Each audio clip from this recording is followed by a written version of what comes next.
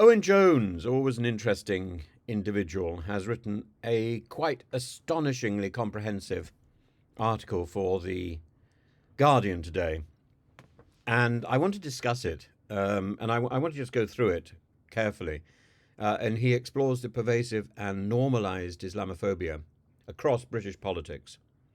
And he argues that Islamophobia is not just an issue of the right wing, but is entrenched across the political spectrum. So it's not just Tommy Robinson and Farage and Richard Tice and Lee Anderson who are implicated here. He is pointing the finger at both the Conservative and at the Labour parties, and he calls for introspection and accountability to address this deep-seated issue. He begins by examining the Labour Party's complicity in fostering Islamophobia, particularly highlighting the infamous 2010 campaign by Phil Woolas, a Labour immigration minister under Gordon Brown. And Woolas's campaign tactics included stoking fear about militant Muslims and depicting them as extremists. This approach, Jones suggests, was not an isolated incident, but part of a broader pattern within Labour. And one of the most telling moments was the response of many Labour MPs when Woolas was expelled from Parliament for lying about his opponents. Instead of condemning his actions, they rallied to his defence, demonstrating a troubling tolerance of Islamophobic rhetoric within the party. And Jones doesn't spare the Conservative Party, why would we expect him to, when he argues the Conservative Party has actively contributed to the rise of Islamophobia in Britain. And he references Saeed Avasi, the senior Tory Muslim politician, the former Conservative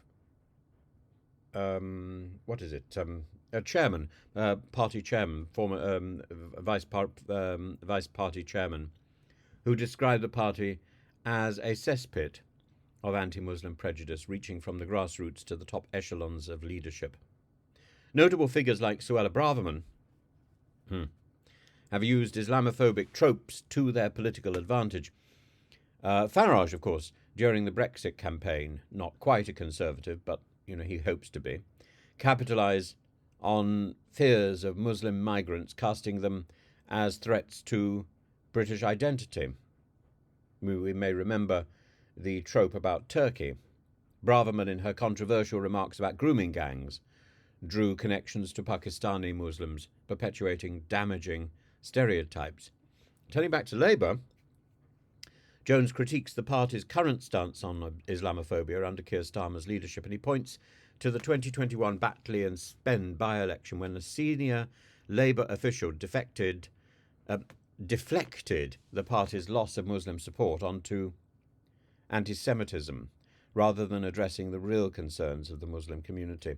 Moreover, the readmission of Trevor Phillips, who once described Muslims as a nation within a nation, back into the party has sent a troubling message to Muslim members. This, coupled with the Labour Muslim Network's findings that a significant portion of Muslim members have experienced Islamophobia within the party, suggests that the issue is far from being adequately addressed. And of course, there have been the instances where the Labour Party has lost to Muslim MPs who've now entered Parliament in opposition to the Labour Party. He criticises the media's role in perpetuating Islamophobia, particularly newspapers like the Daily Mail, which have long portrayed Muslims as a dangerous enemy within. And this, he argues, has contributed to the stigmatisation and the fear of Muslims in British society. But, it goes back to the 1950s and early 1960s. And the same sort of marches in the streets that we saw at the end of 1979. And the violence in the streets that we saw then is happening now. It's as if we haven't learnt. And interestingly, Jones also points to the liberal establishment, suggesting that even in these circles, Islamophobia has been subtly normalised. For example, debates about foreign policy often frame issues through a clash of civilizations, indirectly reinforcing negative stereotypes about Muslims. So while Jones makes compelling points about the entrenched nature of Islamophobia in British politics, it's essential to critically assess his argument. While he accurately identifies political and media-driven Islamophobia, It's crucial to acknowledge the prejudices in society that also play a significant role and that have never been addressed, not since the 1950s. So addressing Islamophobia is not just about reforming political parties, but also about confronting deep-seated biases within society. And that is something he doesn't address. Jones's analysis may also overlook the complexity of the issue. Criticism of certain actions or ideologies within Muslim communities are not inherently Islamophobic, but it must be carefully navigated in order to avoid generalizations and harmful stereotypes. And it's those generalizations and those stereotypes which turn specific criticism into racism. So I think Jones's article is a timely reminder of the pervasive nature of Islamophobia in Britain today, and both the Conservative and the Labour Party need to take note. Along with the broader media, these have all played roles in normalising this bigotry. And it's not simply a matter of negating what is done. We now need to make a positive contribution to change. As Jones and figures like Humza Yousaf have pointed out, Islamophobia has deeply poisoned British politics.